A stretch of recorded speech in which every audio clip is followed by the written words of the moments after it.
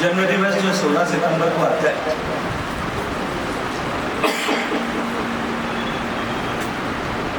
तो 17 सितंबर से लेकर के 17 तारीख को उनके जन्मदिन से लेकर के और 2 अक्टूबर तक जो महात्मा गांधी जी का और स्वर्गीय प्रधानमंत्री लाल बहादुर शास्त्री जी का जन्म दिवस है, क्योंकि इन तीनों ही व्यक्ति जिनका व्यक्तित्व ऐसा था कि उनका पूरा जीवन सेवा को समर्पित था। गरीब के कल्याण के निमित्त उन्होंने अपना जीवन जिया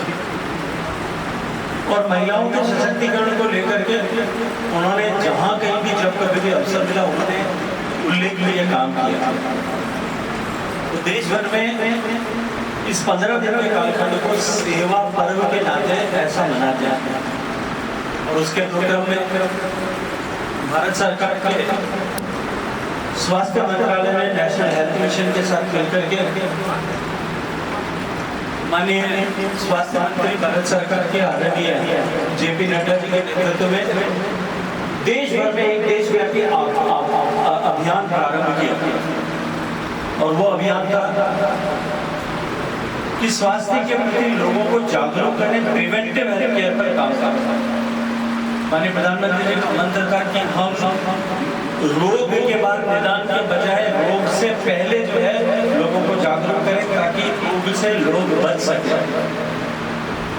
इस लक्ष्य को लेकर के देश भर में ये अभियान जो प्रारंभ हुआ, हर घर घर तक जाकर के हर आंगनबाड़ी केंद्र से लेकर के छोटे छोटे हमारी जो हेल्थ वर्कर्स होती है फील्ड फॉर्मेशन में, उन सब ने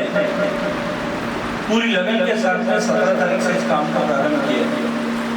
उसी क्रम में आज यहाँ पावटा के सैटेलाइट हॉस्पिटल में भी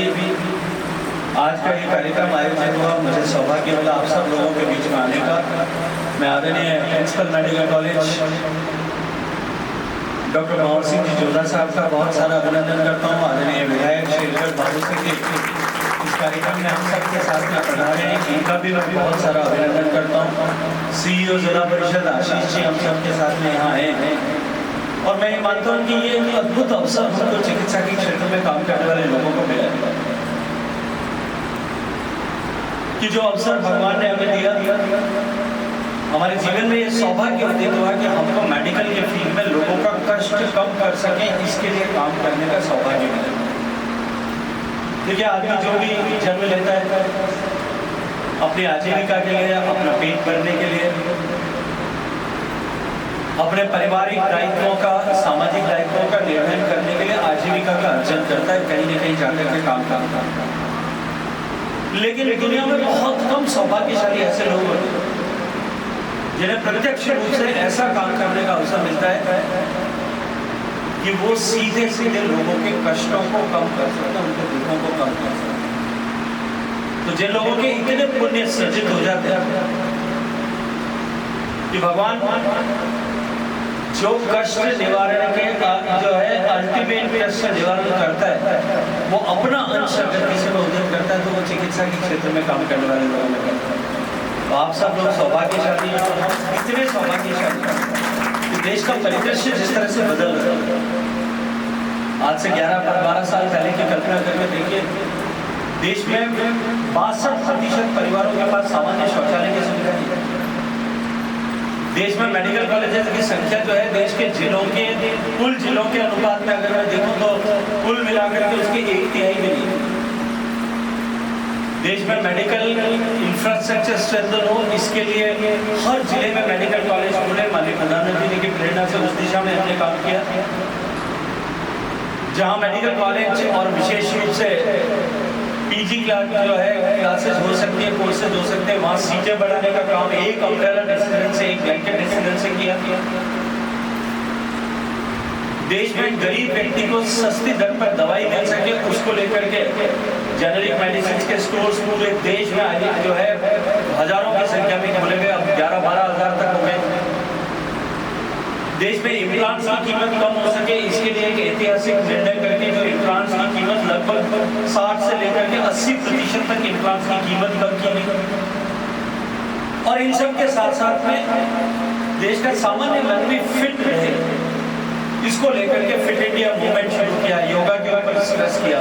और एक प्रिवेंटिव हेल्थ केयर के लिए जिस तरह से जो है प्रिवेंटिव डायग्नोसिस का जो सिस्टम अब प्रारंभ हुआ है, मैं ये मानता हूँ कि 2047 का विकसित भारत बनाने का जो लक्ष्य है, उस लक्ष्य में सबसे बड़ी ताकत जो है जिसकी आवश्यकता है वो है हमारा ह्यूमन रिसोर्स कैपिटल, हमारी जो मानव शक्ति है। और उस मानव शक्ति को स्वस्थ रखने का दायित्व आप सबके पास में है। इसलिए आप लोगों के पास में उतना ही बड़ा सौभाग्य है जितना आजादी की लड़ाई में चंद्रशेखर या भगत सिंह या राजगुरु के पास में था, या सुभाष चंद्र बोस के पास में या महात्मा गांधी के पास में था, उतना बड़ा सौभाग्य आप सब लोगों के पास में है कि आप देश को इस संपरिवर्तन के काल में अपने पुरुषार्थ से, अपनी क्षमता से उसको दिशा भी दे सकते हैं और उसकी गति को भी बढ़ा सकते हैं। क्योंकि मित्रों, हम सबको अब देश के लिए बलिदान करने के लिए आवश्यकता की जरूरत नहीं, अब योगदान करने की आवश्यकता है। जिस दिशा में, जिस गति के साथ देश आगे बढ़ रहा है, निश्चित रूप से मैं दीवार पे लिखा हुआ पढ़ सकता हूँ कि भारत बदल जाएगा, विकसित हो जाएगा। और आप जो लोग सब, विशेष रूप से जो युवा लोग यहाँ बैठे हैं, आप सौभाग्यशाली हैं कि आपकी पीढ़ी सबसे सौभाग्यशाली पीढ़ी होगी जो इस बात पर गर्व कर सकेगी कि इस भारत को हमने अपने प्रयासों से, अपने पुरुषार्थ से, अपने यत्न से, अपने प्रयत्न से, अपने योगदान से हमने भारत को बदला है। और हम अपने बदले हुए भारत में, अपने बनाए हुए, अपने किए हुए, अपने अर्जित किए हुए जो है संपत्ति को या अपने धन को उपयोग करने में एक अलग तरह का आनंद होता है। लेकिन अब जब हम अपने बनाए हुए भारत में, जब विकसित हुए किए हुए भारत में रहेंगे, तो हम गर्व के साथ में कह सकेंगे कि हमने इसको बनाया और आज हम अपने बनाए हुए विकसित भारत में रहते हैं। और आने वाली पीढ़ी भी इस बात को, पीढ़ियाँ इस बात को याद रखेंगी कि उस पीढ़ी ने मिलकर के भारत को इस मुकाम तक पहुँचाया, क्योंकि उनके पास में वो ये सौभाग्य तो होगा कि वो विकसित भारत में पैदा होंगे या काम करें, लेकिन उनके पास में ये कहने का गर्व, जिस तरह से आज हम ये नहीं कह सकते, जितने भी हम लोग यहाँ बैठे, कोई ये नहीं कह सकते कि हमने देश को आज़ाद कराया, लेकिन जिन लोगों ने आज़ाद कराया उनको कितना गर्व होता था कि हमने इस देश की आज़ादी के लिए काम किया। ऐसे ही ऐसा युगांतरकारी परिवर्तन, ट्रांसफॉर्मेशन का टाइम जो है, उसमें काम करने का हमको सौभाग्य मिला है। जहाँ जिस भूमिका में हम काम कर रहे हैं, इस उद्देश्य के साथ में, इस लक्ष्य के साथ में, इस नेता के साथ में हम सब काम करें, जो हम देश बनाने के लिए काम का सौभाग्यपूर्ण अवसर मिला है। हम देश बदलने का, हमको देश बदलने का सौभाग्यपूर्ण अवसर मिला है। मैं आप सबको बहुत सारी शुभकामनाएं देते हुए आदरणीय प्रिंसिपल साहब को, आदरणीय CMHO साहब को और सारी मेडिकल टीम जो यहाँ है उन सबको बहुत सारी बधाई देते हुए उनका सबका धन्यवाद करता हूँ। हम सब मिलकर के इस तरह के समन्वित प्रयास, सम्मिलित प्रयास से इस देश को बदल पाएंगे और देश को बदल करके